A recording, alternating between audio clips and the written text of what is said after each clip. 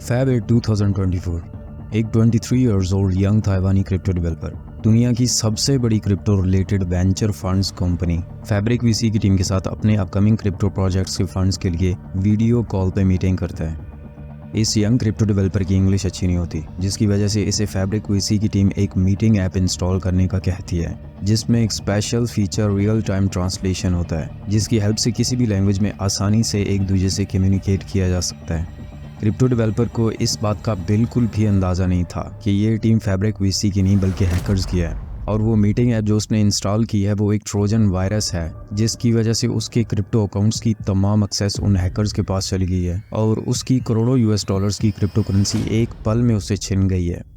दूसरी तरफ हैकर्स को इस बात का बिल्कुल भी अंदाज़ा नहीं होता कि जिससे उन्होंने यंग बॉय समझ के मिलियंस ऑफ यूएस डॉलर्स की क्रिप्टो करेंसी स्टील की है, वो एक आम क्रिप्टो डेवलपर नहीं बल्कि इस टाइम की सबसे बड़ी डार्क मार्केट प्लेस इनकॉग्निटो का ओनर फारो था, और तमाम क्रिप्टो करेंसी जो उन्होंने इससे स्टील की है वो इसने इसी डार्क मार्केट प्लेस से कमाई है। इस सब के बाद फारो कैसे डार्क वेब हिस्ट्री का सबसे बड़ा विलेन बनता है। दूसरी तरफ अथॉरिटीज़ के लिए इस डार्क मार्केट प्लेस तक पहुंच के इसे शट डाउन करना एक बहुत बड़ा चैलेंज था, क्योंकि फारो ने पास्ट की तमाम बड़ी डार्क मार्केट प्लेसेस को बहुत अच्छे से स्टडी करने के बाद इस डार्क मार्केट प्लेस को डेवलप किया, और कोई भी ऐसी गलती नहीं की जो पास्ट की बड़ी dark market places like silk road या अल्फाबे के ओनर्स ने की। फारो का इतना स्मार्टली वर्क करने के बाद भी इनकॉग्निटो अथॉरिटीज़ के शिकंजे से ना बच सकी। फारो आखिर ऐसा क्या करता है कि वो डार्क वेब हिस्ट्री का सबसे बड़ा विलेन बन जाता है, और अथॉरिटीज़ कैसे इस most advanced dark market place को अपना शिकार बनाती हैं, जानेंगे इस वीडियो में। डार्क वेब को अप्रोच करना आम सर्च इंजन्स के लिए नामुमकिन है। इस तक अप्रोच के लिए टार ब्राउज़र यूज़ किया जाता है, जो यूज़र की आइडेंटिटी को डार्क वेब पे अनोनिमस बना देता है, जिससे यूज़र अथॉरिटी से महफूज रहते हुए इल्लीगल एक्टिविटीज़ भी परफॉर्म कर सकता है। नवंबर 2020 को डार्क वेब के एक पॉपुलर फोरम ड्रेड पे इनकॉग्निटो के नाम से सिर्फ और सिर्फ ड्रग्स की बाइंग एंड सेलिंग के लिए एक डार्क मार्केट प्लेस लॉन्च की जाती है, जिससे फारो नामी एक एडमिन मैनेज कर रहा होता है। इस वेबसाइट का लॉन्च होना दुनिया भर के ड्रग डीलर्स के लिए एक बड़ी खुशखबरी थी। इनकॉग्निटो पे ड्रग सेलर रजिस्टर होने के लिए ड्रग वेंडर को बाकायदा अपनी सीवी जमा करवानी होती है। इनकॉग्निटो पे किसी भी न्यू वेंडर को रजिस्टर होने के लिए 300 यूएस डॉलर्स, जबकि एक एस्टेब्लिश वेंडर को रजिस्टर होने के लिए 1500 यूएस डॉलर फी बिटकॉइन या मोनेरो की सूरत में पे करना होती है। इस वेबसाइट पे कम्युनिकेशन के लिए एक अनडिटेक्टेबल मेथड PGP या प्रीटी गुड प्राइवेसी यूज़ किया जाता है, जिसमें मैसेज एक इनक्रिप्टेड कोड में सेंड होता है, जिसे सिर्फ वही डिकोड कर सकता है जिससे वो मैसेज सेंड किया गया हो। PGP method law enforcement agencies के लिए एक नया सरदर्द होता है, जो इस वेबसाइट पे हर एक क्रिमिनल यूज़ कर रहा होता है। इनकॉग्निटो मुसलसल ग्रो होती गई। इस टाइम पे वेबसाइट को डेवलप किए 1.5 साल का अरसा गुजर चुका था, और फिर आता है 5 अप्रैल 2022 का दिन, जब इस टाइम की सबसे बड़ी डार्क मार्केट प्लेस हाइड्रा को लॉ इन्फोर्समेंट एजेंसीज की तरफ से शट डाउन कर दिया जाता है, जिसके बाद हाइड्रा के हज़ारों सेलर्स और लाखों कस्टमर्स इनकॉग्निटो पे शिफ्ट होने लगते हैं। इनकॉग्निटो की एक महीने के अंदर ही monthly transaction value surprisingly 7 lakh US dollar से लेकर 20 लाख यूएस डॉलर्स पे चली जाती है। इनकॉग्निटो हर एक सिंगल ट्रेड पे 5% कमीशन चार्ज करती है, और इस एक महीने में वेबसाइट ने 1 लाख यूएस डॉलर्स कमीशन में जनरेट किए। फारो इस टाइम पे वेबसाइट से लाखों यूएस डॉलर्स कमा रहा था। उसे इस बात का बिल्कुल भी अंदाज़ा नहीं होता कि हाइड्रा के टेक डाउन करने के बाद लॉ इन्फोर्समेंट एजेंसीज का अगला टारगेट इनकॉग्निटो होने वाली है। एक FBI ऑफिसर मार्क रोबिन्स और उसकी टीम इनकॉग्निटो को इन्वेस्टिगेट करने के लिए निकल चुकी थी।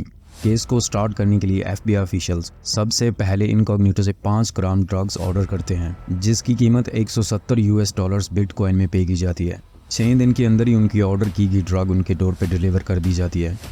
इस ऑर्डर के बाद FBI के पास इनकॉग्निटो के खिलाफ इन्वेस्टिगेशन को प्रोसीड करने के लिए 2 तरह की इन्फॉर्मेशन आ चुकी थी। नंबर 1 वो क्रिप्टो वॉलेट एड्रेस जिस पे FBI ने पे करके ये ड्रग ऑर्डर की थी, एंड नंबर 2 फारो की डार्क वेब पे ड्रेड अकाउंट ID।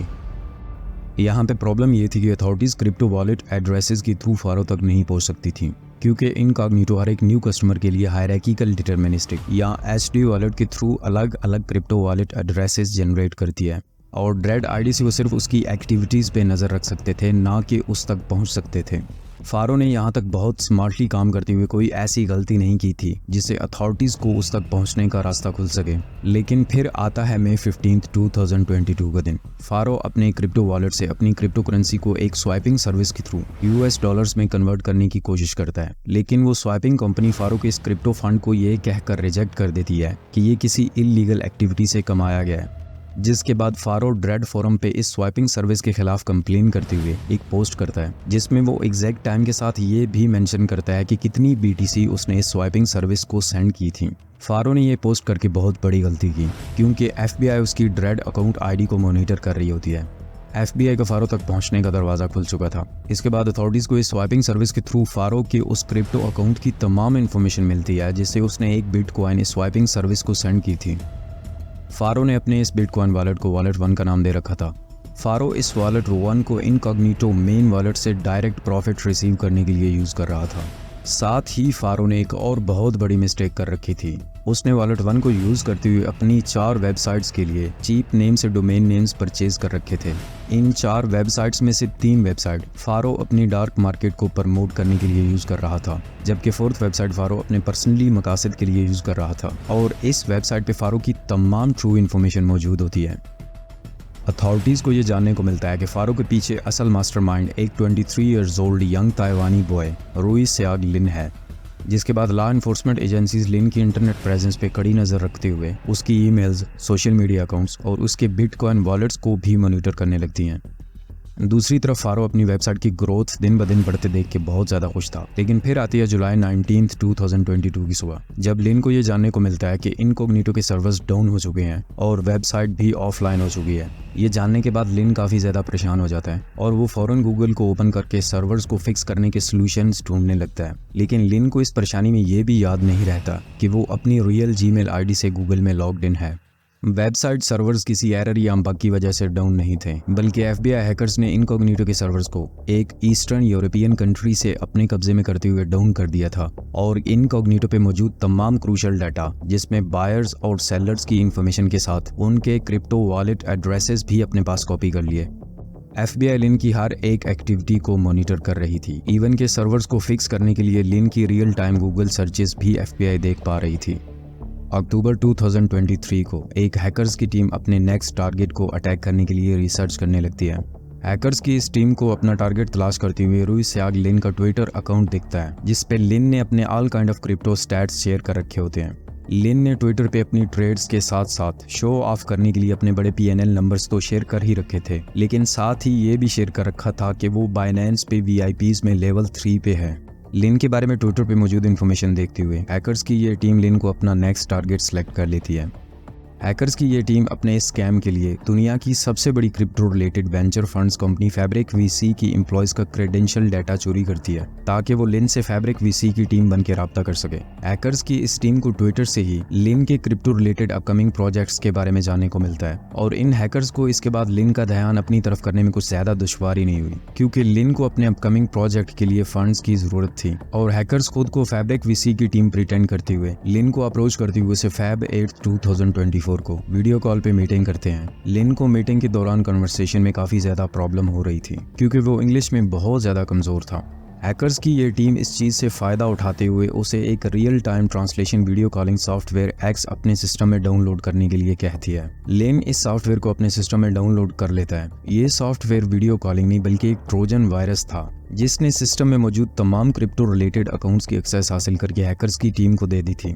लिन को जब तक रियलाइज हुआ कि कुछ गलत हो रहा है, तब तक बहुत देर हो चुकी थी। हैकर्स लिन की इनकॉग्निटो से कमाई गई मिलियंस ऑफ US डॉलर्स की क्रिप्टो करेंसी लेके फरार हो चुके थे, जिसके बाद लिन वो कदम उठाता है जो उसे डार्क वेब हिस्ट्री का सबसे बड़ा विलेन बनाता है। इनकॉग्निटो पे जैसे कि हजारों ड्रग वेंडर्स रजिस्टर्ड थे और उन वेंडर्स की बेची गई प्रोडक्ट का पैसा एट फर्स्ट इनकॉग्निटो की क्रिप्टो वॉलेट्स में आता था। इनकॉग्निटो अपना 5% कमीशन रख के बाकी पैसा वीक में सिर्फ एक दिन फ्राइडे को वेंडर्स की क्रिप्टो वॉलेट्स में भेज देता था। यानी कि एक टाइम पे इनकॉग्निटो क्रिप्टो वॉलेट्स में करोड़ों US डॉलर्स की क्रिप्टो करेंसी मौजूद होती थी, लेकिन इस फ्राइडे को इनकॉग्निटो की तरफ से वेंडर्स के क्रिप्टो वॉलेट्स में बैलेंस अपडेट नहीं हुआ। इनकॉग्निटो पे ड्रग सेलिंग जारी थी। इवन के नेक्स्ट फ्राइडे को भी वेंडर्स का बैलेंस इनकॉग्निटो ने अपडेट नहीं किया और अब इनकॉग्निटो के बारे में एग्जिट स्कैम की अफवाहें चलने लगती हैं। एग्जिट स्कैम में वेबसाइट एडमिन वेबसाइट अकाउंट में मौजूद तमाम पैसा लेकर वेबसाइट को शट डाउन करके फरार हो जाता है, लेकिन अभी तक इनकॉग्निटो वर्क कर रही थी, सिर्फ वेंडर्स का पैसा उन्हें नहीं दिया जा रहा था। अब इस सब के बाद यहाँ पे एंट्री होती है ड्रेड फोरम के क्रिएटर हग बंटर की। हग बंटर भी इनकॉग्निटो के एग्जिट स्कैम से रिलेटेड पोस्ट कर देता है और मजीद लोगों को इनकॉग्निटो में पैसा डिपॉजिट करने से मना कर देता है। एक पूरा महीना गुजरने के बाद भी इनकॉग्निटो की तरफ से वेंडर्स का बैलेंस अपडेट नहीं किया गया और फिर आता है मार्च 10, 2024 का दिन। लिन अब ड्रेड पे अपना यूजर नेम फारो से चेंज करते हुए स्टे इनोवेटिव कर लेता है और इनकॉग्निटो का एग्जिट स्कैम कंफर्म कर देता है। वेंडर्स और कस्टमर्स को ये सुन के एक बड़ा धचका लगता है, लेकिन इससे भी बड़ा धचका लगने वाला था उन्हें लिन की नेक्स्ट पोस्ट पे। नेक्स्ट पोस्ट में लिन इनकॉग्निटो पे मौजूद यूजर्स की तमाम information including private messages, transaction details और क्रिप्टो वॉलेट एड्रेसेस को मई के एंड तक लॉ एनफोर्समेंट एजेंसीज को लीक करने की धमकी दे देता है। लिन के पास इस टाइम पे 5,57,000 ऑर्डर्स की डिटेल्स और 5,62,000 क्रिप्टो ट्रांजैक्शन आईडीज की डिटेल्स मौजूद थीं और फारो इस पोस्ट के एंड पे साफ साफ बताता है कि ये एक एक्सटॉर्शन है। लिन वेंडर्स को धमकाते हुए उनसे इनकॉग्निटो वेबसाइट से अपना डाटा डिलीट करवाने के लिए $20,000 तक एक्सटॉर्शन मनी चार्ज करने लगता है। बहुत से वेंडर्स लिन को पैसा दे के अपना डाटा इनकॉग्निटो से डिलीट करवाने लगते हैं, जबकि कुछ वेंडर्स लिन को धमकाने लगते हैं। दूसरी तरफ FBI ये तमाम खेल देख रही होती है। एक बार फिर से हग बंटर एंट्री मारता है और लिन की एक्सटॉर्शन के लिए की गई पोस्ट पे जाके कमेंट करता है कि अगर लिन ने इनकॉग्निटो यूजर्स की इंफॉर्मेशन लीक की तो उसे इसकी भारी कीमत चुकानी पड़ेगी। हग बंटर के पास भी लिन के मुतालिक कुछ क्रूशल डाटा मौजूद था। लिन हग बंटर की इस बात को मजाक समझता है और कहता है कि अगर उसके पास कोई ऐसी इंफॉर्मेशन मौजूद होती तो वो पहले ही लीक कर चुका होता। और अब लिन गुस्से में आते हुए हग बंटर को इनकॉग्निटो यूजर्स का डाटा 24 घंटे के अंदर रिलीज करने की धमकी दे देता है। हग बंटर जवाब देते हुए लिन का रियल नाम मेंशन करता है और उसे जैबर के थ्रू प्राइवेट चैट करने का कहता है। लिन ड्रेड पे अपना रियल नाम देखने के बाद हैरान हो जाता है और फौरन ही हग बंटर को जैबर पे मैसेज करता है। हग बंटर के साथ प्राइवेट चैट करने के बाद लिन इनकॉग्निटो यूजर्स का डाटा रिलीज ना करने पे मजबूर हो जाता है। कुछ साल पहले लिन ने ड्रेड पे कुछ XRM नोड्स मेंशन किए थे। जब हग बंटर वेब को इन नोड्स के लिए स्कैन करता है तो ये नोड्स हग बंटर को सिर्फ और सिर्फ एक साइट पे देखने को मिलते हैं और ये साइट होती है लिन की अपनी पर्सनल वेबसाइट, जहां लिन ने अपना तमाम पर्सनल डाटा शेयर कर रखा था। और यही था लिन का हग बंटर के पास क्रूशल डाटा, जिसका लिन को भी लीक हो जाने का खतरा था। हग बंटर से प्राइवेट कन्वर्सेशन के बाद अब लिन एक्सटॉर्शन पोस्ट को अप्रैल फूल का नाम दे देता है, जबकि इससे पहले ही लिन ने अपनी इस पोस्ट से वेंडर से एक्सटॉर्शन में लाखों $US हथिया लिए थे। दूसरी तरफ FBI को लिन हर कीमत पे चाहिए था। ताइवानीज अथॉरिटीज लिन को FBI के हवाले नहीं कर रही थी क्योंकि लिन ताइवानीज फॉरेन मिनिस्ट्री के लिए काम कर रहा था, जिसके बाद FBI लिन को अरेस्ट करने के लिए एक परफेक्ट मोमेंट का वेट करने लगती है और उसकी हर एक एक्टिविटी पे नजर रखने लगती है। लिन का सबसे बुरा टाइम तब स्टार्ट होता है जब वो कनाडा वेकेशंस पे जाता है। कनाडा वेकेशंस गुजारने के बाद मई 18, 2024 की सुबह को 10 बजे लिन कनाडा से ताइवान की फ्लाइट लेता है। लिन को इस बात का बिल्कुल भी अंदाजा नहीं होता कि ये फ्लाइट ने डायरेक्ट ताइवान नहीं जाना, बल्कि इस फ्लाइट ने अपना पहला स्टे न्यूयॉर्क के जॉन एफ कैनेडी एयरपोर्ट पे करना है। फ्लाइट आफ्टरनून में JFK एयरपोर्ट पे पहुंचती है और तमाम पैसेंजर्स के एग्जिट करने के बाद लिन भी टहलने के लिए प्लेन से बाहर आता है। लिन को इस बात का बिल्कुल भी अंदाजा नहीं होता कि FBI उसे ट्रेस कर रही है। लिन की फ्लाइट से बाहर आते ही FBI एजेंट्स लिन को अरेस्ट कर लेते हैं। डार्क मार्केट प्लेस से मिलियंस ऑफ डॉलर्स कमाने के बाद अपने कस्टमर्स को ही धोखा देके उनसे एक्सटॉर्शन में लाखों डॉलर्स और एग्जिट स्कैम करते हुए करोड़ों $US उड़ा लेने के बाद आखिर ये डार्क वेब विलेन अपने अंजाम को पहुंचा। लिन को अपने की सजा 1 लाइफ सेंटेंस मिलती है। ये 23 ईयर्स ओल्ड यंग बॉय अब बाकी अपनी तमाम उम्र जेल में गुजारेगा। ये थी डार्क वेब के सबसे बड़े विलेन की स्टोरी। अगर आप डार्क वेब के किंग की स्टोरी जानना चाहते हैं कि अथॉरिटीज ने उसे कैसे अपना शिकार बनाया, तो आप राइट वाली वीडियो देख सकते हैं और हिस्ट्री के सबसे बड़े लीगल बिजनेस की स्टोरी जानने के लिए आप लेफ्ट वाली वीडियो देख सकते हैं। वीडियो आपको पसंद आई तो इसको लाइक और मजीद इस किस्म की इंफोटेनमेंट डॉक्यूमेंट्रीज देखने के लिए चैनल को सब्सक्राइब कर दें। मिलते हैं अगली वीडियो में।